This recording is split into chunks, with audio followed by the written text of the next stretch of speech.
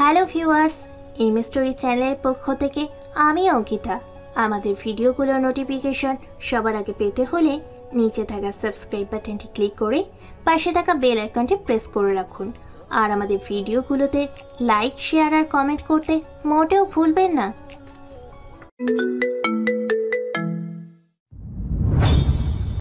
লেখাপড়ার তাগিদে বাবা আমাকে পাঠিয়ে দিল মামার বাসায়। বুঝলাম না, আমাদের এখানে ভালো ভালো ভার্সিটিতে থাকা সত্ত্বেও অন্য শহরে, মানে মামার বাসায় পাঠালো কেন? কি আর করার, মামার বাসার পাশেই কুনামধন্য এক ইউনিভার্সিটিতে ভর্তি হলাম। সেখানে আমার মামাতো বোন তিথি ও পড়তো। আমি আর তিথি সেম ইয়ারের স্টুডেন্ট। ব্যাগ প্যাকিং করতে শুরু করি। মামা বাসায় যেতে হবে, বাইরে গাড়ি দাঁড়ানো, প্রচণ্ড কষ্ট হচ্ছিল এই চিরচেনা শহরটাকে ছেড়ে যেতে। এই শহরের প্রতিটা গলি আমার চেনা, খুব মিস করব। জানি না আবার কবে এখানে আসতে পারবো। ব্যাগ গুছিয়ে আলতো করে চোখের পানি মুছতে মুছতে বাসা থেকে বের হয়েই অবাক হয়ে গেলাম, কারণ বাইরে কমপক্ষে 18 থেকে 20 জন ছেলে, মানে আমার কলেজের ফ্রেন্ডগুলো অপেক্ষা করছে। আমি অনেকটা আবেগ আপ্লুত হয়ে পড়লাম, তবু হাসি মুখ নিয়ে সবাইকে বললাম, হে, সবাই কি আমার চলে যাওয়াতে খুশি? যেতে দেব না বলেই এসেছি। যেতে দিবে না বললে কি হয়? আব্বু কিন্তু আগের মতো এখন লাঠি নিয়ে তাদের তাড়া করবে। আজকে তোর বাপ রামদা নিয়ে তাড়া করলেও এখান থেকে এক চুল পরিমাণ নড়াচড়া করব না। এখন সত্যি সত্যি ইমোশনাল হয়ে পড়ছি। বুঝে গিয়েছি এদেরকে ভয় দেখিয়ে বিদায় করতে পারবো না। তাই একে একে সবাইকে বুকে জড়িয়ে নিয়ে বললাম, আরে চিন্তা করিস কেন, আমি কি সারা জীবনের জন্য যাচ্ছি নাকি? দেখবি কাল সকালে এসে পড়বো। দুদিন পর আমাদেরকে ভুলে যাবি না তো? নিজেকে ভুলতে পাবো, কিন্তু তাদেরকে না। তোরা আমাকে অনেক সাহায্য করছিস, যেটা আমি সব সময় মনে রাখি আর রাখবো। আর দুদিন সেখানে থাকতে পারবো কিনা সন্দেহ। Miss you. Me you too all কলেজের টুকরা। এটুকু বলে আর দেরি করলাম না, সাথে সাথে গাড়িতে উঠে বসলাম। তবে মনে হচ্ছিল আমার মাঝে থেকে অনেক কিছু হারিয়ে যাচ্ছে। কিছু দূর যাওয়ার পর দেখতে পেলাম রাস্তায় বসে এক বৃদ্ধা লোক কান্না করছে। বয়স মিনিমাম 80-র বেশি হবে। মায়া লাগলো, তাই ড্রাইভারকে গাড়ি থামাতে বললাম। গাড়ি থেকে নেমে বৃদ্ধ লোকটার কাছে গেলাম। কি হয়েছে দাদা, এখানে বসে কাঁদছেন কেন? কান্না করা ছাড়া আর কোনো উপায় নেই বলেই। কি হয়েছে খুলে বললে হয়তো সাহায্য করতে পারতাম। আপনারা সাহেব মানুষ, সময় কি হবে এই বৃদ্ধের কথা শোনার? সাহেব মানুষ হলে তো গাড়ি থামাতাম না। সেটাই তো। শোনো তবে, দিনরাত কাজ করে যা পেয়েছি সব ছেলের পেছনেই খরচ করেছি। ছেলেকে সামর্থ্য অনুযায়ী লেখাপড়াও করিয়েছি। কিছুদিন হলো ছেলেটা চাকরি পেয়েছে। ছেলের চাকরির খবর শুনে আমি খুশিতে আত্মহারা হয়েছিলাম। ভেবেছিলাম আমার কষ্ট এই বুঝি শেষ হলো। শেষ হয়েছে ছেলের টাকায় আয়েশ করার মন প্রাণ ভরে সুখ করে। শেষ নিঃশ্বাস ত্যাগ করিব কিন্তু। এটুকু বলেই বৃদ্ধা লোকটা আবারও কান্নাতে ভেঙে পড়লো। তারপর কি হলো বলেন? তারপর ছেলেটার আচরণ বদলাতে থাকে। ভাবলাম মা ছাড়া ছেলে, তাই হয়তো গুছিয়ে থাকতে শিখেনি। কিছুদিন যেতে না যেতেই আমাকে না জানিয়ে কোন এক সাহেবের মেয়েকে বিয়ে করে নিয়ে আসে। আমিও সেই হতভাগা পিতা, যে কিনা ছেলের বিয়ের কথাটাও 5 দিন পরে শুনি। তবে আফসোস করতাম না, কারণ আমার সময় ঘনিয়ে আসছে। আমাকে চলে যেতে হবে। একদিন আমার ছেলেও বাবা হবে। সেই দিন বুঝতে পারবে কতটা কষ্ট পেয়েছিলাম আমি। আপনি এখানে কেমন করে সেটা তো বলেননি। ছেলেটার বউ বাড়িতে আমাকে দিয়ে কাজের লোকের মতো সব কাজ করাতো। আমার ছেলে এসব দেখেও না দেখার ভান নিয়ে অফিসে চলে যেত। আর ছেলে যখন বাড়িতে থাকতো না, তখন অচেনা অচেনা লোক ছেলের বউয়ের রুমে যাওয়া আসা করতে দেখেছি। এমনি বুঝেছি অনেক কিছু। অচেনা এক লোকের সাথে একটানা 2 ঘন্টা বন্ধ রুমে থাকার মানে সবাই বুঝবে। সে যাই হোক, ছেলেকে বললে বিশ্বাস করবে না, তাই সাহস করে বলিনি। হঠাৎ আমি অসুস্থ হয়ে পড়ি, যার ফলে কোনো কাজ করতে পারিনি। তাই ছেলের বউটা আমাকে পুরো একদিন রুমে আটকে রেখেছিল।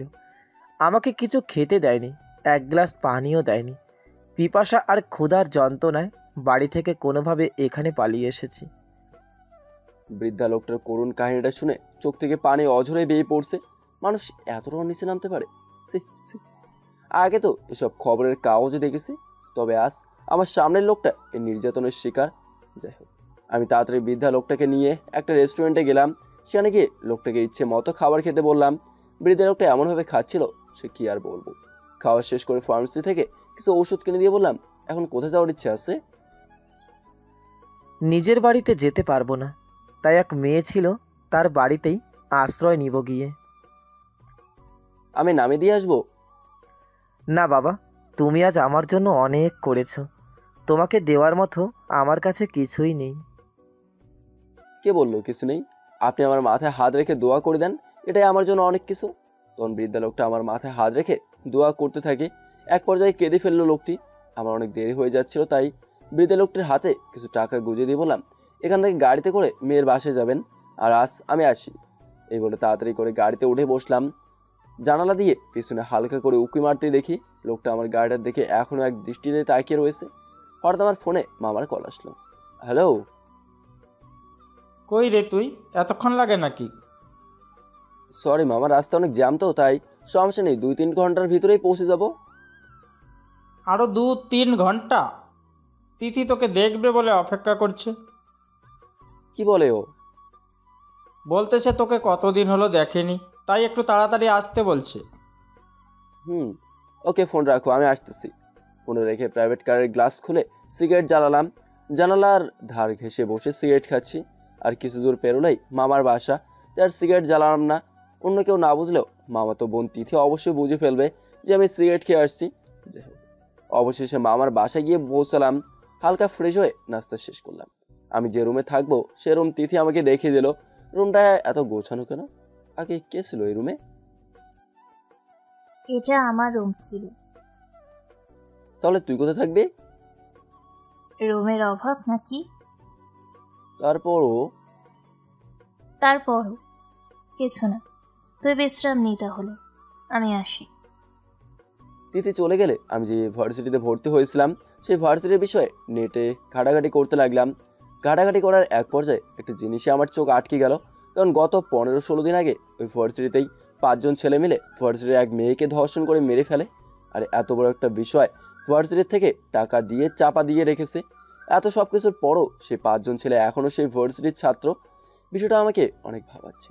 আমি তখন তিথিকে ডাক দিই, তোদের ভার্সিটি মানে আমি যেখানে ভর্তি হয়েছি সেখানে কিছুদিন আগে একটা মেয়েকে রেপ করে মেরে ফেলছে 5 জন ছেলে মিলে। কথাটা কি সত্যি? তিথি তখন কিছু না বলেই চুপ করে রইল। কি হলো, কথা বল। সত্যি, তবে ছেলেগুলা এখানকার বড় বড় ক্ষমতায় থাকা নেতাদের ছেলে। ও আচ্ছা, তুই এখন যা, একটু কাজ করছি। আচ্ছা শোন না, যা বলবি তাড়াতাড়ি বল। এতদিন পর আসলি, তারপরও এমন ব্যবহার কেন তোর? জানিসই তো, দুইটা জিনিস আমার দ্বারা হয় না। এক হলো মেয়েদের সাথে মিষ্টি কথা বলা, আর দ্বিতীয়টা হলো কাউকে তেল মেখে চলা। বুঝেছি। কি বুঝলি? আমি অনেক ভালো, তাই না?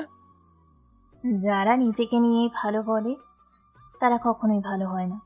আর তোর চেহারাতেই ফুটে উঠেছে তুই খারাপ, বেঈমান, স্বার্থপর, নিষ্ঠুর, কুত্তা, বিলাই, ইঁদুর, তেলাপোকা। এত বড় অপমান! শোন, তবে তোর জামার ভিতরে আমি যে পর্যন্ত তেলাপোকার ইঁদুরের বাচ্চা না দেবো সেই পর্যন্ত আমি ঘুমাবো না। না প্লিজ, এমনটা করিস না। ওকে, তাহলে এখন যা, আমাকে কিছুক্ষণ একা থাকতে দে। দিদি চলে গেলে আমি আবারও নেটে ভার্সিটি মেয়েটার ধর্ষণ নিয়ে ঘাটাঘাটি করা শুরু করে দিলাম। এমনকি যে 5 জন মেয়েটাকে রেপ করেছিল তাদের বিষয়েও সব তথ্য নিয়ে 5 জনের নামের লিস্ট জমা করে রেখে দিলাম। জানি না এই টিমের সিরিয়াল কত টিমের পর আসবে, তবে আমার লিস্টে যখন এই 5 জনের নাম উঠেছে অবশ্যই এদের সিরিয়াল আসবে, সে আজ হোক বা কাল। রুমে মামা আসলো। কি সব ঠিকঠাক তো? সব ঠিকঠাক। কাল তো তোর ভার্সিটির প্রথম দিন, তাই না? হুম। তিথিকে নিয়ে একসাথে যাবি। ভার্সিটির ছেলে পেলে বেশি একটা ভালো না, তাই তিথিকে একটু দেখে শুনে রাখিস। এসব নিয়ে তুমি চিন্তা করো না, আমি আসি তো। তুই আছিস বলেই এখন আমার একটু হালকা লাগছে। আচ্ছা তাহলে কাজ কর। এই বলে মামা চলে গেল। আমার পার্সোনাল ডায়েরিটা বালিশের নিচে রাখলাম, যে ডায়েরিটা আমার জীবনের থেকেও বেশি মূল্যবান। ঘুমানোর উদ্দেশ্য নিয়ে লাইট অফ করে চোখ বুজে বিছানাতে শুয়ে এলাম। তবে কিছুতেই ঘুম আসছিল না। এপাশ থেকে ওপাশ হচ্ছি। বিছানার চাদর দুমড়ে মুচড়ে যাচ্ছে, তবুও কিছুতেই ঘুম আসছিল না। ঠিক তখন মনে পড়লো 2 বছর আগের ঘটনা। 2 বছর আগে একবার মামা বাসায় আসছিলাম, তখন তিথি আমাকে প্রপোজ করেছিল। মামা তো বোনের সম্পর্ক নষ্ট হবে বলেই তখন তিথির মুখের ওপর না করে দিয়েছিলাম। তিথি সেদিন অনেক কান্না করছিল, তবুও আমি রাজি হইনি। তবে 2 বছর পর তিথিকে দেখে অবাক হয়ে গিয়েছি, কারণ তিথির চেহারাতে অনেক পরিবর্তন এসেছে, আগের থেকে অনেক সুন্দর হয়েছে। মাঝে মাঝে মনে হয় এখন আমি নিজেকে তিথিকে প্রপোজ করি, কিন্তু দুইটা কারণে মন বাধা দেয়। এক হলো তিথি অন্য কারোর সাথে রিলেশন করে কি না যায় না, তবে আমি জিজ্ঞাসা করলে না করবে আমি জানি, তাই আর জিজ্ঞাসাও করি না। দ্বিতীয়ত হলো তিথি আমার সাথে রিলেশন করলে তিথির লাইফে অনেক সমস্যা ফেস করতে হবে। এমনকি তিথির প্রতি আমি দুর্বল থাকলে এটা বাইরের কেউ জানতে পারলে আমার জীবন নিয়েও টানাটানি শুরু হয়ে যাবে। তাই সব ঝামেলাপূর্ণ জিনিসে এমন সময় না দেওয়াই ভালো। তবে তিথি আমাকে এখনও প্রশ্ন করে, এটা খুব ভালোভাবেই বুঝি। কাল খুব সকালে ঘুম থেকে উঠতে হবে, কারণ কাল আমার ভার্সিটির প্রথম দিন। আশা করব প্রথম দিনটা যেন ভালো হয়, এরপর যা হবে দেখা যাবে। সকালে ঘুম ভাঙি, আম্মুর ফোনে, হ্যালো। এখনো পড়ে পড়ে ঘুমাচ্ছিস? আজ না তোর ভার্সিটির প্রথম দিন? তো কি হয়েছে? তো কি হয়েছে মানে? তাড়াতাড়ি উঠে ফ্রেশ হয়ে নাস্তা শেষ করে ভার্সিটি যা। সকাল সকাল প্যারা দিও না তো, আমি তো যাবই, তুমি ফোন রাখো। আমি এটুকু বলেই ফোনের লাইনটা কেটে দিলাম। তখন আমার রুমের দরজাতে নক, দরজায় খুলতেই দেখতে পেলাম তিথি একদম সাজুগুজু করে রেডি, ভার্সিটিতে যাবে বলে। কি রে, তোর এখনো এই অবস্থা কেন? তাহলে কোন অবস্থায় থাকতে হবে? ক্লাসে যাবি না? সময় হয়ে যাচ্ছে তো। নিচে দাঁড়িয়ে রিক্সা ম্যানেজ কর, আমি 5 মিনিটে আসছি। তিথি নিচে চলে গেল। আমি ফ্রেশ হয়ে সব কিছু নিয়ে নিচে গিয়ে দেখি তিথি নেই। হঠাৎ করে পিছন থেকে শব্দ করে আমাকে ভয় দেখানোর চেষ্টা করে, তবে তিথি জানতো না আমার ভয় অনেক আগেই কেটে গিয়েছে। ভয় পাওনি? অনেক ভয় পেয়েছি। এবার চলো। আমরা দুজন একটা রিক্সা নিয়ে ভার্সিটির দিকে যেতে থাকলাম। তবে রাস্তায় তিথি আমাকে নানা রকম প্রশ্ন করতে থাকে। তোর জিভ কয়টা? অনেকগুলা। ও, আমি তো ভেবেছিলাম তুই অনেক ভদ্র। বেশি বক বক করিস না তো। তুই কি কিছুই বুঝিস না? বোঝার মতো কিছু আছে নাকি? এ মামা তাড়াতাড়ি চালান তো, তাহলে এই মেয়েটা আমাকে পাগল করে দেবে। অবশেষে ভার্সিটিতে পৌঁছালাম। সবাই যার যার মতো ব্যস্ত, তবে গেটের সামনে 5 থেকে 6 জন ছেলে মেলে মেয়েদেরকে টিস করছে। রিক্সা থেকে নেমে আমি আর তিথি গেটের ভেতরে ঢুকতেই ছেলেগুলো তিথিকে বলে উঠলো, হেই সেক্সি লুকিং বেবি। এই বলে তিথির ওনার টান দিতেই আমি পিছন ফিরে ছেলেটার নাক বরাবর একটা ঘুষি মারতেই নাক ফেটে রক্ত ছিতরে ছিতরে পড়তে থাকে। তিথি আমাকে সেখান থেকে টানতে টানতে ক্লাসরুমে নিয়ে গেল। এটা তুই কি করলি? কি করেছি জানি না, তবে ভুল কিছু করিনি। জানি তোরা কারা?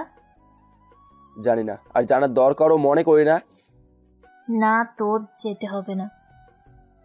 ওকে বল, ওই ছেলেরা কে? এরা সেই ছেলেরা যার কথা কালকে তুই আমাকে বললি। তাহলে এরা 5 জন মিলে ভার্সিটির একটা মেয়েকে ধর্ষণ করে মেরে ফেলেছে। খুব বড় একটা উপকার করলি রে। মানে কি? তুই এদের সাথে ঝামেলা করিস না প্লিজ, তোর পায়ে পড়ি। কারণ এদের সাথে তুই একা পেরে উঠবি না। কেন শুনি? কারণ এরা প্রভাবশালী নেতাদের ছেলে, কখন কি করে বসে বুঝতেও পারবি না। এই কথা শুনে তুই হাসছিস কেমন করে? বাদ দে তো, তোর এত কিছু ভাবতে হবে না। ঠিক তখনই ক্লাসরুমে একটা মেয়ে আসলো, এসে আমার সামনে দাঁড়িয়ে হাতে তালি দিতে থাকে।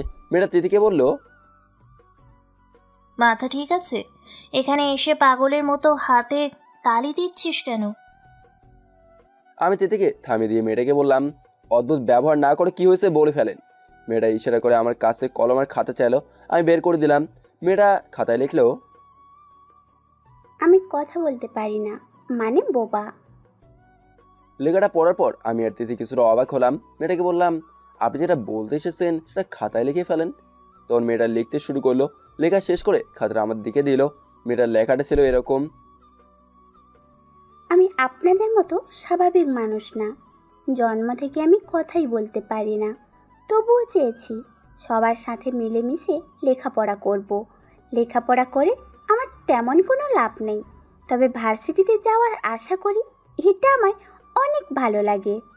তবে কিছুদিন যাবৎ দুষ্টু ছেলেগুলো সবার সামনে আমার সেনসিটিভ জায়গাগুলোতে হাত দেয়। যখনই আমি সামনে পড়ি সবাই দেখেও না দেখার ভান নেয়।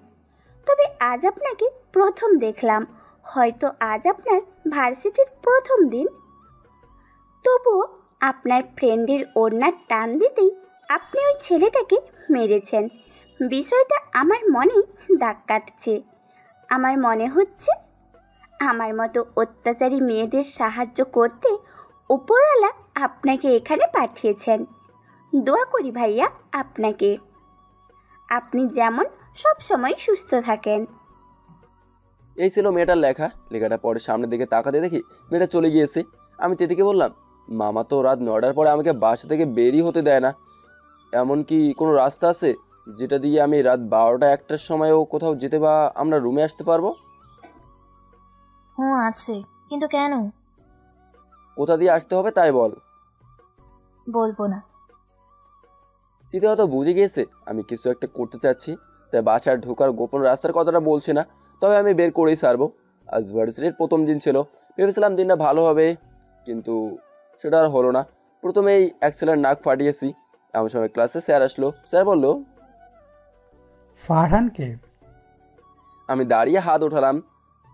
দেখো তো সুন্দর, ভদ্রমহিলা ছেলে বলে মনে হচ্ছে, তবে কাজকর্ম এমন কেন? কেন স্যার, কি করছি? একটু আগে কার নাক ফাটিয়েছো জানো তুমি? আপনার কোনো রিলেটিভের ছেলে নাকি? বেশি কথা বলবে না, এরপর যেন এরকম কিছু না শুনি, বুঝতে পেরেছো? স্যার, আমি যেন ভার্সিটিটা ইফটিজিং মুক্ত দেখি, তা না হলে আমার হাত চলবেই। আমার এই কথা শুনে ক্লাসে থাকা সবাই হাতে তালি দিল। স্যার তখন রেগে আগুন হয়ে চলে গেলেন। স্যার যাওয়ার পরেই ক্লাসে থাকা সবাই আমাকে ঘিরে ধরলো। সবাই বলতেছে, ভাই আপনার বাসা কোথায়, কোথায় থাকেন? আপনি অনেক সাহসী। এরকম আরও অনেক কিছুই বলতে থাকে। তবে সেদিকে কান না দিয়ে চোখ পড়লো অন্য জায়গায়। ভার্সিটির পেছনের দিকটা অনেক সুন্দর, বড় একটা দিঘি রয়েছে, সুন্দর সুন্দর সব গাছপালা। ওখানে গিয়ে একটা সিগারেট খেতে পারলে মনটা একদম ফ্রেশ হয়ে যেত। যেই ভাবা সেই কাজ। দিদিকে বললাম, তুই এখানে থাক, আমি একটু ঘুরে আসি। জি না, আমাকে সাথে করে নিয়ে যেতে হবে। আচ্ছা, এখানে তোর বিয়ের নেই? যা তোর বিএফের সাথে দেখা কর গিয়ে, সবসময় আমার সাথে থাকতে হবে না। যা তুই, যেখানে খুশি সেখানে যা। ও ভাবছে একটু রাগ দেখালে আমি ওকে আমার সাথে করে নিয়ে যাব, কিন্তু ওর চিন্তা ভাবনা ভুল। আমি একাই চলে আসলাম ভার্সিটির পেছনের এদিকটাতে। এসে গাছের উপর বসে সিগারেট খাচ্ছি। মনোরম পরিবেশ, ভালোই লাগছিল, কিন্তু তো কোথা থেকে যেন কান্নার শব্দ ভেসে আসলো আমার কানে। আমি উঠে দাঁড়ালাম আর খুঁজতে লাগলাম শব্দটা কোথা থেকে আসছে। দেখতে পেলাম আমার থেকে একটু দূরেই একটা মেয়ে ফুপিয়ে ফুপিয়ে কান্না করছে। মেয়েটার কাছে যেতেই ভয়ে মেয়েটাও উঠে দাঁড়ালো। ভয় নেই, মনে করেন আমি আপনার কান্নার সঙ্গে আমারও মনটা আজ ভালো নেই। ও কি হয়েছে আপনার যে এত বড় হয়েও কান্না করছেন? কিচ্ছু না, এমনিতেই।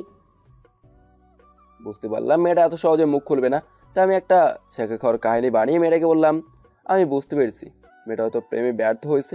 আমি এত সাজিয়ে গুজিয়ে আমার ছেঁকা খাওয়ার কাহিনী বানিয়ে বলেছি যে মেয়েটা এখন নিজ থেকে আমাকে সব বলা শুরু করছে। মেয়েটা বলল, এক ভার্সিটির ছেলের সাথে তার 2 বছর যাবত রিলেশন ছিল। এই 2 বছরে ছেলেটা তাকে প্রেমের মায়াজালে ফাঁসিয়ে তার জীবন একদম নষ্ট করে দিয়েছে। মেয়েটার মায়াবী একটা চেহারা, বুঝি না এসব মেয়েদের নষ্ট করা কি খুব প্রয়োজন মাত্র 5-10 মিনিট সুখের জন্য?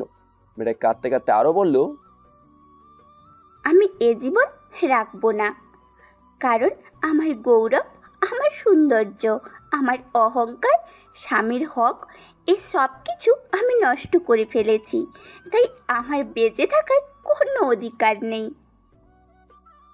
এটুকু বলেই মেয়েটা ব্যাগে একটা ওষুধের আর বোতল বের করলো। এটা কিছু ওষুধ? এটা কোনো ওষুধ না, এটা বিষ। এটা এখন আপনি খেয়ে মরে যাবেন? আত্মহত্যা করা মহাপাপ, জানেন না? আপনার মতো হাজার হাজার জীবন্ত লাশগুলো বেঁচে রয়েছে এই ভেবে যে আত্মহত্যা মহাপাপ। পরকালে এদের কোনো ক্ষমা নেই, জাহান্নামের আগুনে জ্বলতে হবে। তাহলে এখন কি করব? আমার মাঝে কি আছে? সব তো নষ্ট করে দিয়েছি। 5 ওয়াক্ত নামাজ পড়বেন আর বেশি বেশি তওবা করবেন। আল্লাহ তাআলা ক্ষমাশীল এবং তওবাকারীদেরকে ভালোবাসেন। আপনাকে একটা কথা বলি? বলেন। আপনি খুব ভালো। আমি কতটা ভালো যদি জানতে, তাহলে আমার থেকে 100 গজ দূরে থাকতে। অবশ্যই আমি ভালোর সাথে ভালো। আপনি খুব সহজেই আমার সকল ডিপ্রেশন, ভুল চিন্তা ভাবনা দূর করে দিয়েছেন। জীবন নিয়ে নতুন করে বাঁচতে শেখালেন। যাই হোক, সব কিছু বাদ, এখন বলো ছেলেটা কোথায় আছে? ভার্সিটিতেই, হয়তো অন্য মেয়েদের সাথেও মজা নিচ্ছে। তাকে সামনে পেলে কি করতে ইচ্ছে করে? জুতা পেটা করতে ইচ্ছে করে। ওকে, তাহলে আমার সাথে আসো। আমি ছেলেটার শার্টের কলার ধরে সবার সামনে নিয়ে টানতে টানতে আবার ভার্সিটির পেছনের দিকটাতে নিয়ে আসলাম। কি হয়েছে ভাই, এখানে নিয়ে আসলে কেন? আমি মেয়েটাকে বললাম, তোমার ইচ্ছেটা পূরণ করো। তখন মেয়েটা দেরি না করে পা থেকে জুতা খুলে সেটাকে ধপাস ধপাস করে মারতে শুরু করে দিল। বাপরে বাপ, মারের কি স্পিড! সেদিন প্রথম বুঝলাম মেয়েদের রাগ উঠলে কতটা স্পিডে মারতে পারে। এমনভাবে তো ছেলেরাও মারতে পারে না। মারতে মারতে এক পর্যায়ে মেয়েটাই কেঁদে ফেললো। হাজার হোক, কোনো এক সময় ভালোবাসার মানুষ ছিল এই ছেলেটি। ক্লাস শেষ করে আমি আর তিথি বাসায় আসতেছিলাম, এমন সময় এক ছেলে তিথির সামনে হাঁটু গেড়ে বসে তিথিকে প্রপোজ করে। তিথি আমার দিকে তাকাচ্ছে বারবার। ছেলেটা বলল, ভাই আপনি তিথির কি লাগেন জানি না, তবে তিথিকে আমি অনেক আগে থেকেই পছন্দ করি। তবে তিথি আমাকে পাত্তা দিত না, কিন্তু আজ তিথিকে আপনার সাথে দেখে বুকের ভেতরে আগুন জ্বলে উঠছে, তাই বাধ্য হয়ে প্রপোজটা করেই ফেলেছি। ছেলেটার কথা শুনে আমি কিছুটা অবাক হলাম। তিথিকে রেখে আমি একটু সামনে এগোলাম। ছেলেটার পার্সোনাল কথা তিথিকে বলবে বলে, কিন্তু তিথিও আমার পিছু পিছু আসতে লাগলো। আরে ছেলেটার সাথে কথা বল গিয়ে। কেন কথা বলবো? ছেলেটা তো ভালোই আছে, রিলেশন করে ফেল। কোনোভাবেই না। চিন্তা করিস না, বাসায় কিছু বলবো না। অমনি তিথি দৌড়ের উপর হাঁটা দিয়ে সামনের দিকে চলে যেতে থাকলো। পিছন থেকে ছেলেটা আমার শার্টের কলার ধরে টান দিতেই 2-3 জন ছেলে মিলে আমাকে এলো পাতারে ভাবে ঘুষি মারতে থাকে। এরপর একজন একদিক দিয়ে দৌড়ে চলে। তবে আমাকে মারার সময় ছেলেটা বলেছিল,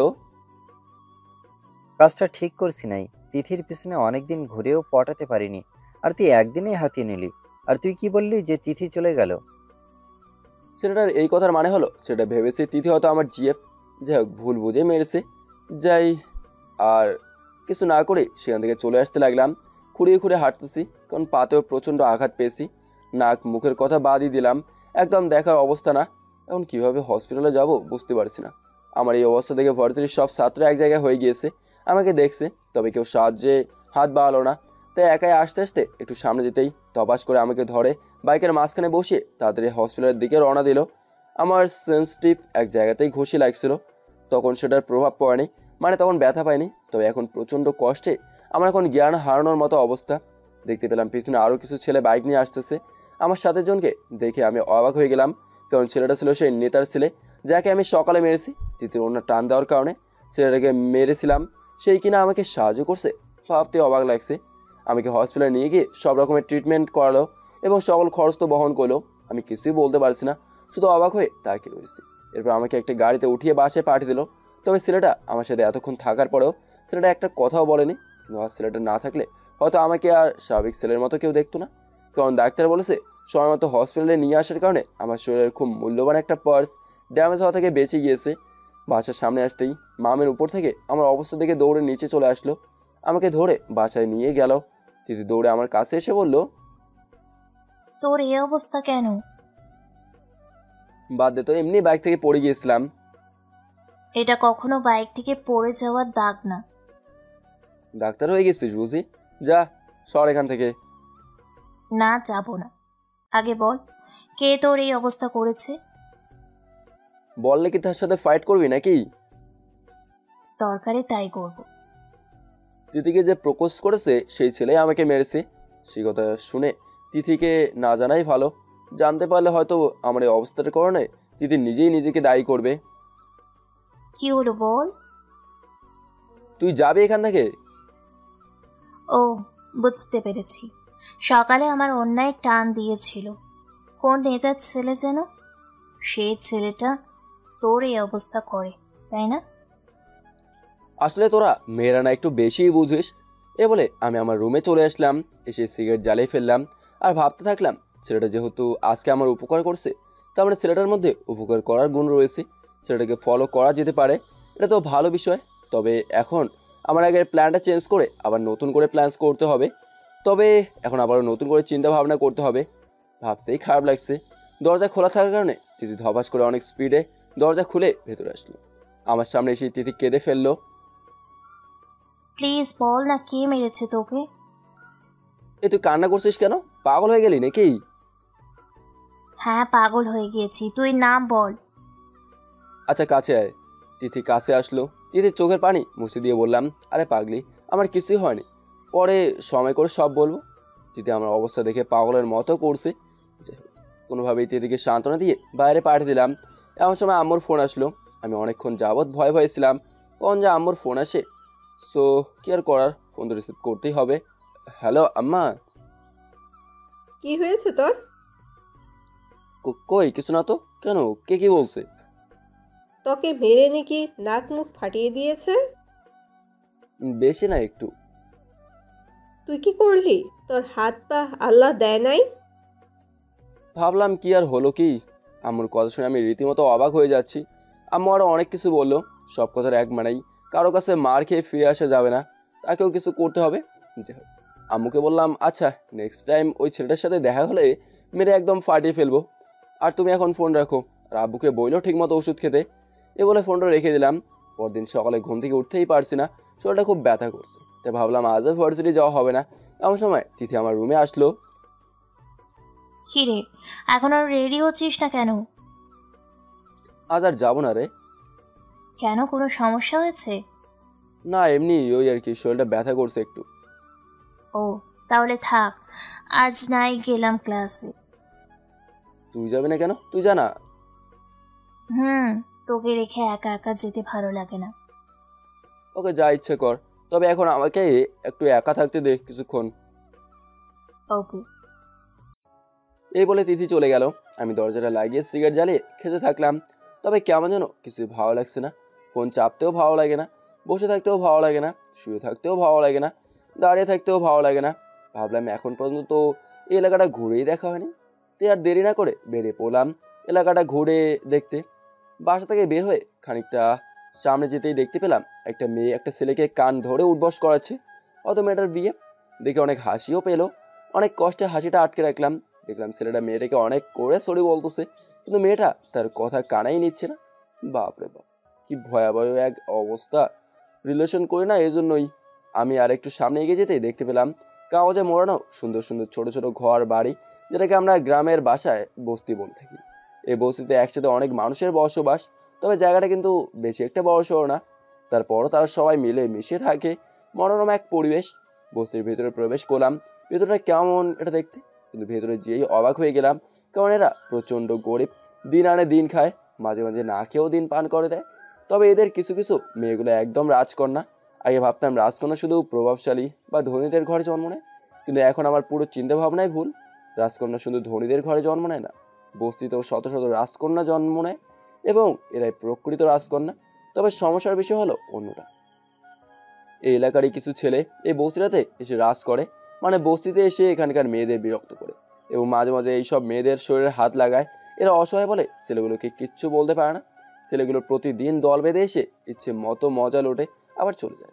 এদেরকে কেউ কিছু বলার সাহস পায় না, কারণ এরা হলো এলাকার বকাটা ছেলে পেলে। কিন্তু এরা হয়তো এটা জানে না যে বাপের উপর বাপ থাকে। আর একটু সামনে যেতে দেখতে পেলাম বড় একটা নদী বয়ে গিয়েছে বস্তিটার পাশ দিয়ে। বস্তির মেয়েরা সেখান থেকে পানি সংরক্ষণ করছে। সেখানে এলাকার কিছু বকাটা ছেলে মেয়েগুলোকে প্রচণ্ডভাবে বিরক্ত করছে। আমি সামনে গিয়ে একটা মেয়ের কলস ভরতে পানি নিয়ে যাচ্ছিল। হঠাৎ করে একটা ছেলে এসে মেয়েটার কোমরে হাত দিয়ে বসে।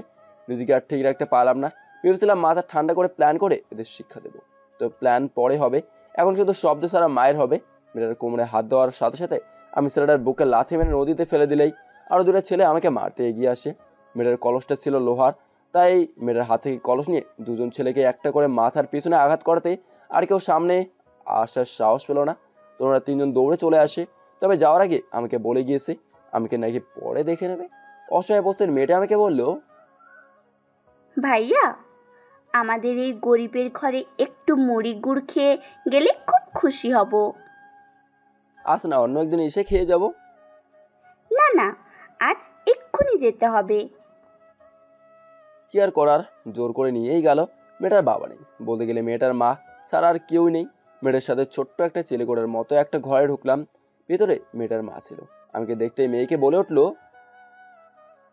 এই সাহেবের ব্যাটে কি রে মা? এরপর মেয়েটির সাথে হওয়া সব কাহিনী খুলে বললে লক্ষ্য করলাম মেয়েটার মায়ের চোখ থেকে অশ্রু ঝরছে। কি হয়েছে, কান্না করেন কেন? তখন মেয়েটার মা বলল, তোমার মতো আমার যদি একটা ছেলে থাকতো তাহলে আর কাঁদতাম না। এলাকার ছেলেপেলেরা এসে প্রায় আমার মেয়ে সহ সব মেয়েদের বিরক্ত করে, তবু আমাদের মুখ বুজে সহ্য করে নিতে হয়। আমরাও তো মানুষ, তাই না? কেন আমাদের সাথে এরকম হয়? মেয়েটার বাবা মারা গিয়েছে অনেক দিন হলো। মেয়েটাকে শেষ কর্ণিতে জামা কিনে দিয়েছি মনে নেই। সামনে আবারও তো ঈদ আসছে। আহ, থাক না মা এসব কথা, ওনাকে আগে নাস্তা করতে তো দাও। না আন্টি, আজ আর খাবো না, আমি আবারও আসবো। আর আমাকে ছেলের মতোই ভাবতে পারেন। আমাকে ওনারা অনেক জোর করেও খাওয়াতে পারেনি, তাদের সম্মান রাখতে এক গ্লাস পানি খেয়ে আসেছিলাম। মেয়েটির মায়ের কথা শুনে আমিও গলা দিয়ে নাম ছিল না, পানি আটকে আটকে পড়ছিল। একটা মানুষ এত কষ্ট বুকে নিয়ে থাকে কেমন করে? আল্লাহ তাআলা এদের অনেক ধৈর্য শক্তি দান করেছেন। অনেক কিছুই করতে হবে এখন আমাকে, সব কিছুই একসাথে মাথায় ঘুরপাক খাচ্ছে। এসব চাপে মাথাটাও ঠিকঠাকভাবে কাজ করছে না। বাসায় আসার পর, কই গিয়েছিলে এই শরীর নিয়ে? কোথাও না, এখানেই। কোথাও না এখানে মানে? জায়গা নাম বল। আরে আমি এত কিছু চিনি নাকি এখানকার? আচ্ছা বোন আমার, একটা কাজ করে দিবি? কি কাজ? ফ্রিজ থেকে ঠান্ডা পানি নিয়ে লেবুর শরবত করে নিয়ে আসবি। ওকে, রুমে যা, নিয়ে আসছি। আমি রুমে গিয়ে টিভি অন করলাম। দিদির শরবত নিয়ে আসলো। কে, চিনি কম দিছিস কেন? কই দেখি। এই বলে তিথি আমার হাত থেকে গ্লাসটা নিয়ে চুমুক দিয়ে বলল, কই, ঠিকই তো আছে। তুই চুমুক দিলি কেন? কেন? আমার মুখের জিনিস খেতে পারবি না? ওকে, আবার করে আনছি। আরে না, মজা করলাম। দিয়ে তো চিনি নাকি ঠিকই আছে বললি। এখন শরবতটা মুখে দিতে অবাক হয়ে গেলাম, কারণ এখন আগের থেকে অনেক মিষ্টি লাগতেছে। কি রে, কাহিনি কি? এখন মিষ্টি লাগে কেন? তো ঠোঁটে কি মিষ্টি জাতীয় কিছু দিয়েছিস নাকি? আরে না পাগল, চিনিটা ভালোভাবে মিশছিল না, আমি মিশিয়ে দিয়েছি। ও, এই ব্যাপার। জি, এই ব্যাপার। হঠাৎ করেই আমার আর তিথির চোখ আটকে গেল টিভিতে খবরের দিকে। ব্রেকিং নিউজ দেখে আমি আর তিথি হতবাক, কারণ সেদিন তিথিকে যে ছেলে প্রপোজ করেছিল আর আমাকেও মেরেছিল, সেই ছেলের লাশ নদী থেকে উদ্ধার করে পুলিশ। তার মানে ছেলেটাকে আজ অথবা গতকাল রাতে কেউ মেরে নদীতে ফেলে দিয়েছে। ভাবতেই কেমন যেন লাগছে। তিথি তো কথাই বলতে পারছে না। সেদিন তো ছেলেটা ভার্সিটির সবার সামনে আমাকে প্রপোজ করেছিল। এই কারণে পুলিশ যদি আমাদের সন্দেহ করে, বাসায় আসে, তাহলে কেমন করব? দূর, তোর যত সব আলতু ফালতু কথা। তন্দিতা আমার দিকে কড়া দৃষ্টিতে তাকিয়ে বলল, তুই তো কিছুই করিস না। পাগল হলি নাকি? আমি এমনিতে বিপজ্জনক থাকলেও কাউকে খুন করব, এটা আমার দ্বারা সম্ভব না। সত্যি কথা বল, তুই একটু আগেও যেন কোথা থেকে আসলি। আমাকে খুনি ভাবছিস নাকি রে? আমি কালকেই চলে যাব। আরে না, এমনিই বললাম। তুই খুন করবি? তুই তো মশা মারতেও পারিস না। ঠিক। তাহলে ছেলেটাকে কে মারলো এমন করে? এসব নিয়ে তোকে ভাবতে হবে না, তুই এখন যা কাজ কর। তুই কখনো আমাকে তোর সাথে বসতে দিস না, দাঁড়াতেও দিস না, আসলে তাড়িয়ে দিস। এমন কেন? আমি কিছু বললাম না, চুপ করে এলাম। কাল তো ক্লাসে যাবি, তাই না? যাব। মনে মনে ভাবলাম কালকে ভার্সিটি যেতেই হবে, কারণ মনের মধ্যে খুঁজখুচ করছে। কি এই ছেলেটাকে মেরেছে? এর পিছনে রহস্য কিছু থাকতে পারে। তবে সে যাই হোক, কালকে ভার্সিটি গিয়ে প্রথমে রহস্য ভেদ করব, এরপর ভালো একটা মেয়ে খুঁজে রিলেশন করব।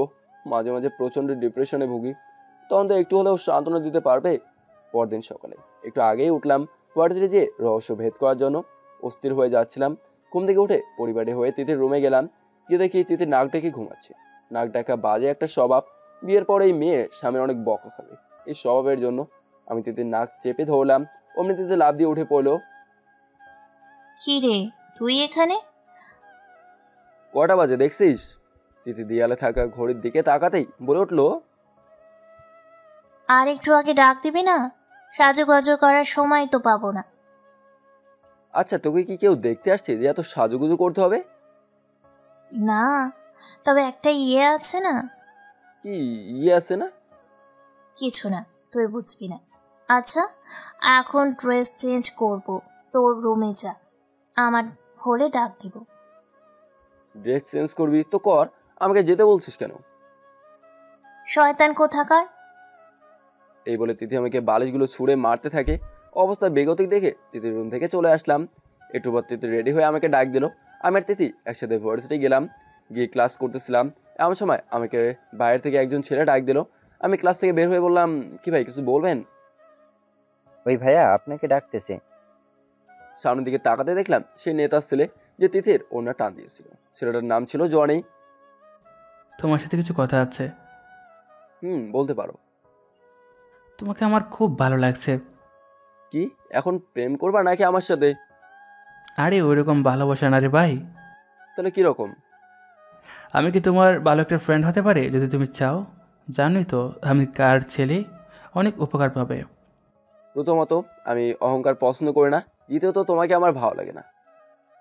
কি চেঞ্জ করলে আমাকে ভালো লাগবে? আমি তাই করব, চেঞ্জ হতে চাই।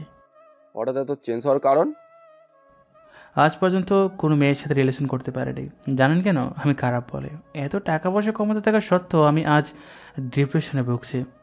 জনের কথা শুনেই বুঝতেছি ও আমাদের মতোই সাধারণ ছেলে হতে চায়, কারণ সবার মতো জনেরও মনে করে ভালোবাসার প্রয়োজন হয়, কিন্তু মেয়েরা খারাপ ছেলে পছন্দ করে না, তাই জনি ভালোবাসার মানুষের অভাবে ভুগছে। কিন্তু এখানে একটা কথা আছে, খেয়াল করবেন, গাঁজাখোর বা যে কোনো নেশাখোর খারাপ ছেলেটারও কিন্তু সুন্দর সুন্দর মেয়েদের সাথে রিলেশন করে। কারণ হলো এরা মজার মজার কথা বলে, তাতেই মেয়েরা পটে যায়।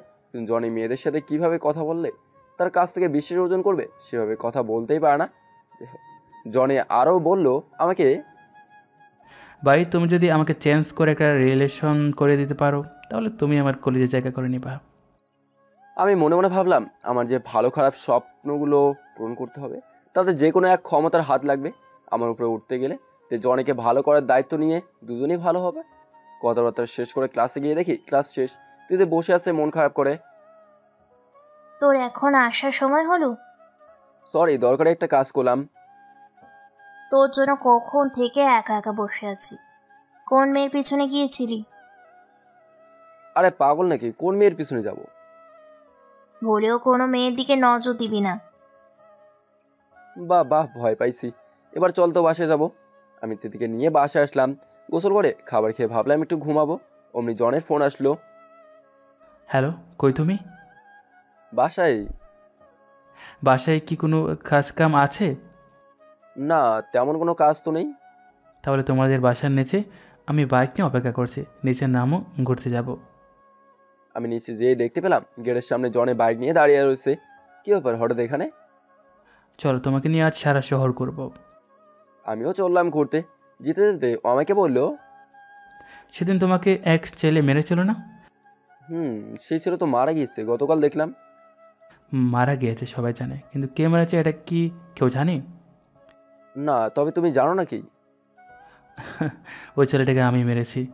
জনের কথা শুনে মাথাটা ঘুরে গেল।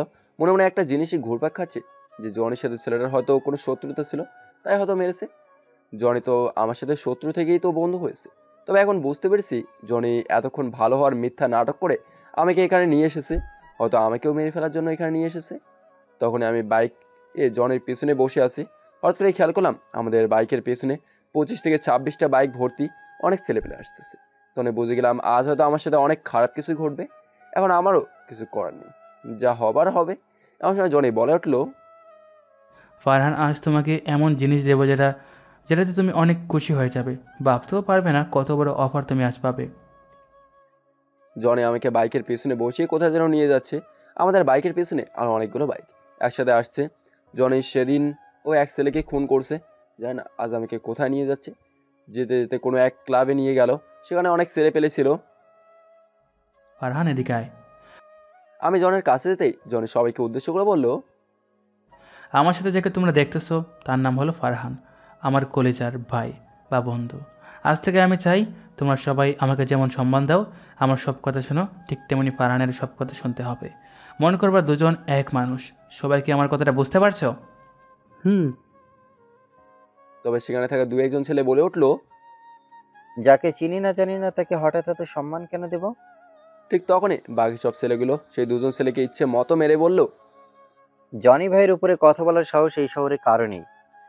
সে যখন বলেছে ফারহান ভাইকেও তার মতো করে সম্মান দিতে বা তার কথা মানতে, তাহলে অবশ্যই মানতে হবে।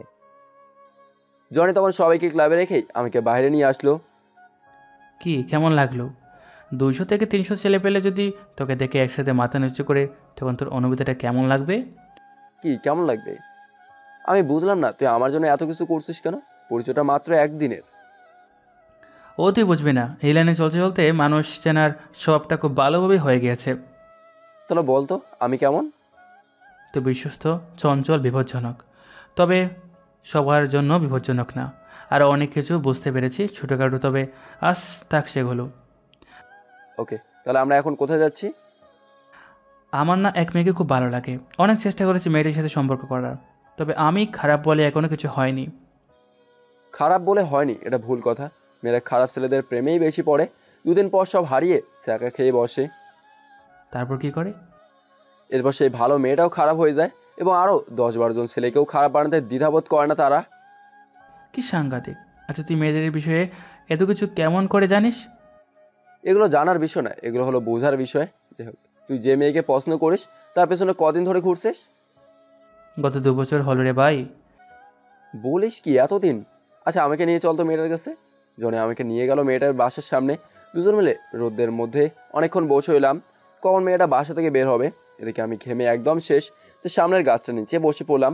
কিছুক্ষণ পর মেয়েটা বাসা থেকে বের হলো। দেখতে ভালোই, জনের রুচি আছে বলতে হবে। নাম হলো মিম। জনে মেয়েটাকে দেখে উত্তেজনায় ছটফট করছে। কি দেখে কি করবে বুঝতে পারছে না। আমাকে বলল, ফারহান ভাই আমার, তুই কিছু একটা কর। আরে চিন্তা করিস না, এদিকে আসছে মেয়েটা। মেয়েটা আমাদের পাশ কাটিয়ে চলে যাচ্ছিলো। পেছন থেকে বললাম, এই যে ম্যাম, দুটো কথা শোনার সময় হবে। মেয়েটা কথা শুনেও না শোনার ভাব নিয়ে সামনে দিয়ে চলে যেতে থাকলো। আমি দৌড়ে মেয়েটার সামনে গিয়ে দাঁড়ালাম। মেয়েটা চমকে গেল। কি হয়েছে, কিছু বলবেন?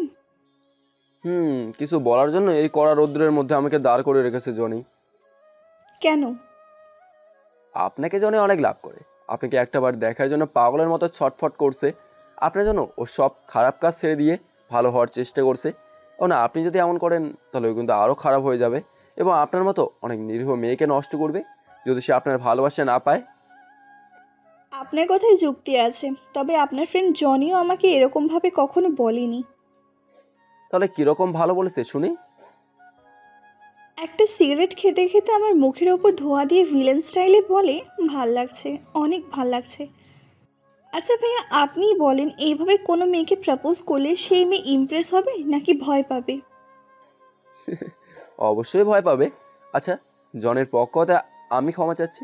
দ্বিতীয়বার এমন আর করবে না করেছি। জনিকে ভালো করার দায়িত্ব আমি নিয়েছি, তবে তোমারও সাহায্য লাগবে। তুমি কি আমার সাহায্য করবে? করব। আলহামদুলিল্লাহ।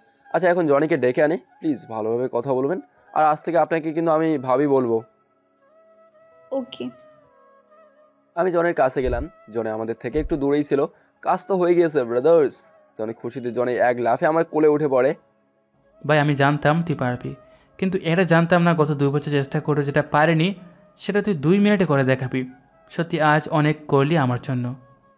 আরে বাইরে ভাই, কোল থেকে নাম, মিম দেখতেছে তো। এরপর দুজনকে কথা বলে দিলাম। একদিনে তো আর সব কথা বলে শেষ করা যায় না। মিম বলল, আমার নানু বাসায় যেতে হবে এখন। কোথায় তোমার নানুর বাসা? এই তো সামনেই। আমি নামিয়ে দিয়ে আসি।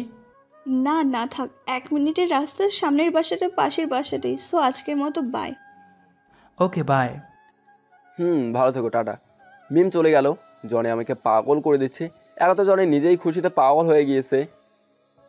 কী খাবি বল, আজ সব করেছে আমার। ভাই, তুই আমার 1 লিটার তেল খরচ করে বাসে নামিয়ে দিয়ে প্লিজ। অনেকক্ষণ হলো এসেছি বাসা থেকে, বকাঝকা করবে।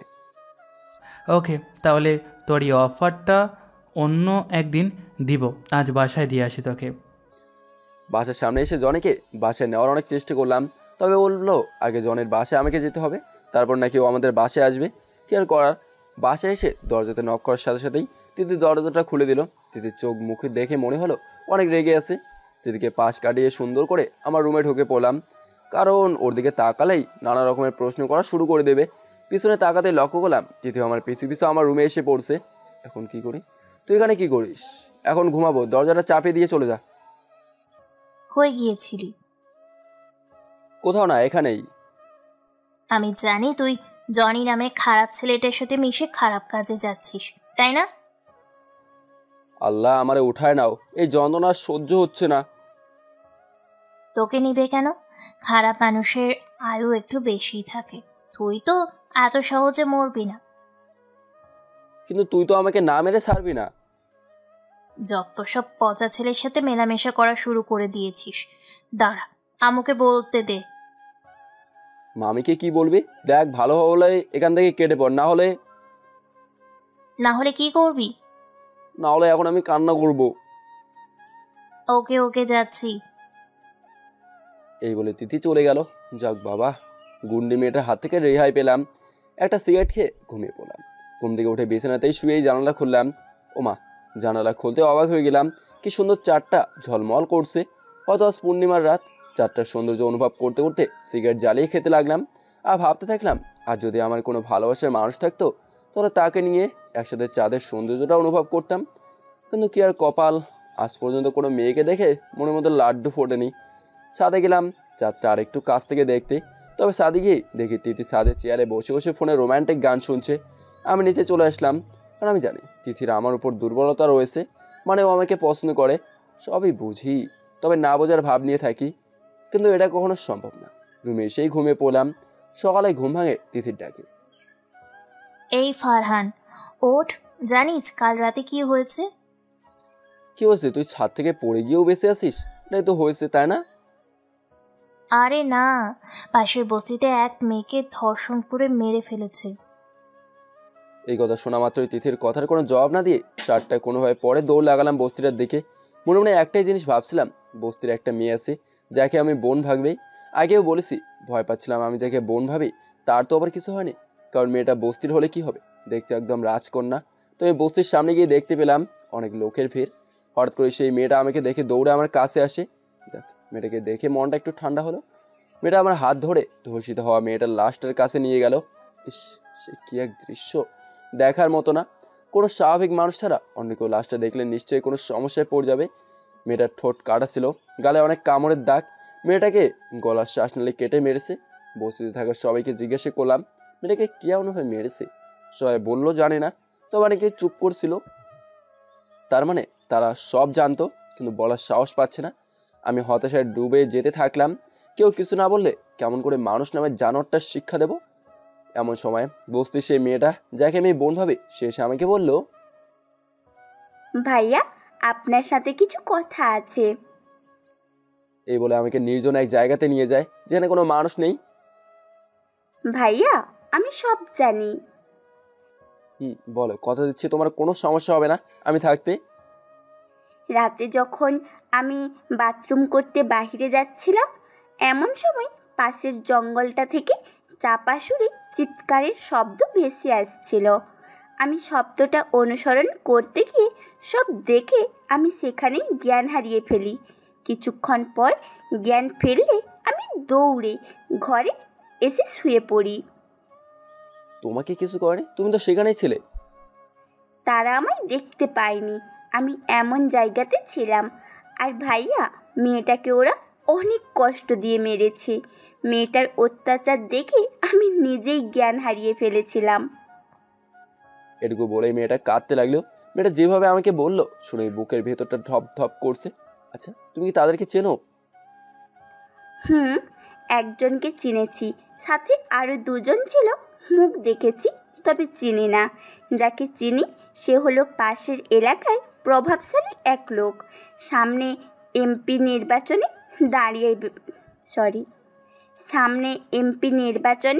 দাঁড়াবে শুনেছি। নাম হলো কামাল। ওকে, তোমাকে অনেক অনেক ধন্যবাদ।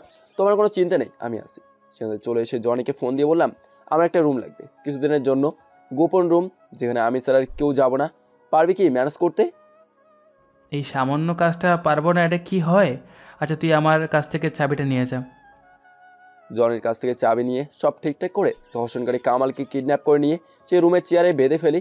কিডন্যাপ করতে কারোর সাহায্য নেয়নি, কারণ এগুলো গোপনে কাজ করার কাজ। তাই একাই কিডন্যাপ করছি। এই জন্য অনেকে আমাকে বিপজ্জনক বলে, কারণ অনেক অসম্ভবকে সম্ভব করছি। কামাল দেখতে তো চাচার বয়সী, সে কিনা তার মেয়ের বয়সে একটা মেয়েকে। সি সি। তুমি আমাকে চেনো? তোমার সাহস তো কম নয়, তুমি আমাকে কিডন্যাপ করছো। কাল রাতে তোর সাথে কে কে ছিল? বলবো না, কি করবে তুমি? তখন আমি 5টা সুই মানে সুচ যেটা দিয়ে কাপড় সেলাই করে বড় সাইজের 5টা সুচ নিয়ে আসলাম। তুই বলবি না, তোর বাপ বলবে। এই বলে প্রথমে কামালের মুখ হা করিয়ে মুখে গামছা ভরে দিলাম। এরপর কামালের ডান হাতের 5টা নখের চেরির নিচ দিয়ে হাতুড়ি দিয়ে একে একে 5টা সুচ ঢুকিয়ে দেই। কষ্ট সহ্য করতে না পেরে কামাল জ্ঞান হারিয়ে ফেললো। জ্ঞান ফেরার পর একে একে বাকি দুজনের নাম বলে দেয়। সো এখন শুরু হবে খেলা। ধর্ষণকারী কামালের কাছ থেকে বাকি দুজন ধর্ষণকারীর নাম বের করলাম।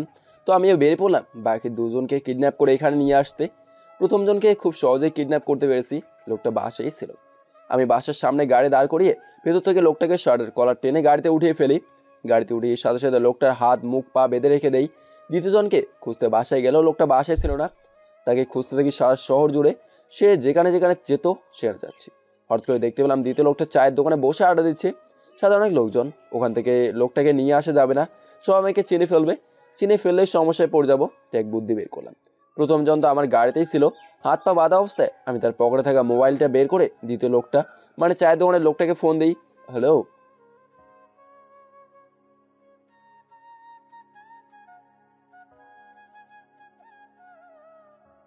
আমি কে সেটা বড় বিষয় না, আপনার বন্ধু লিটনের সাথে মারাত্মক অ্যাক্সিডেন্ট হয়েছে, আমি লিটনকে হসপিটাল নিয়ে যাচ্ছি। আপনি কি বাজারে আছেন নাকি? আমার গাড়ি এখন বাজারের চায়ের দোকানের সামনে। আমার কথা শুনে লোকটা বলল,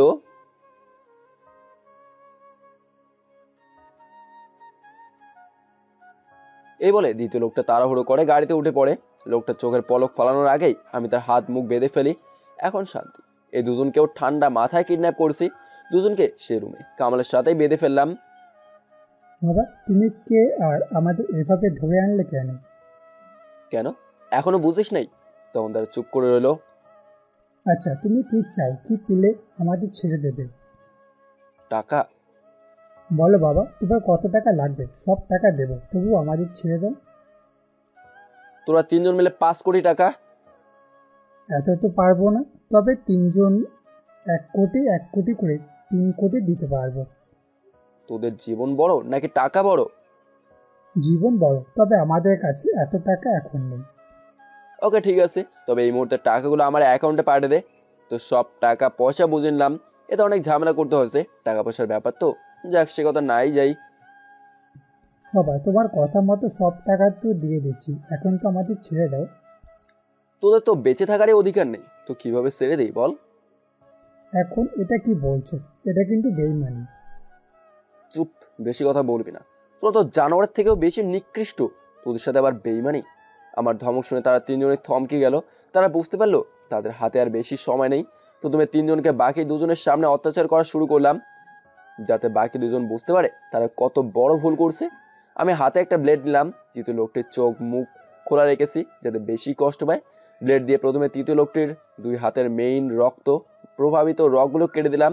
লোকটি কষ্টে জবাই করা পশুর মতো ছটপট করতে থাকে। এরপর গলার শ্বাসনালী কেটে মেরে ফেলি। একে একে 3জনকেই এমনভাবে কষ্ট দিয়ে মেরে ফেলি। লাশগুলোকে রাস্তায় পুড়ে রাতের আধারে নদীতে ফেলে দিয়ে আসি। কোনো ঝামেলা ছাড়াই আমার প্রথম মিশন সম্পন্ন হলো।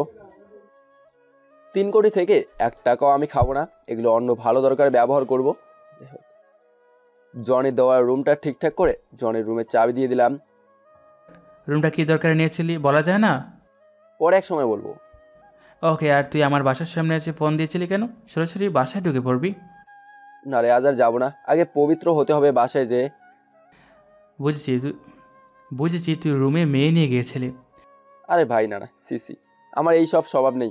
অন্য কাজে রুমটা ব্যবহার করছি, বলছি না, পরে সব বলবো। জ্বরে আমাকে জোর করে ওদের বাসায় নিয়ে গেল। বাসায় ঢুকতে অবাক হয়ে গেলাম, পুরো রাজমহল। তবে বাইরে থেকে ততটা বোঝা যায় না এখানে কে কে থাকে। আমি ছোটো বোন আর আমি।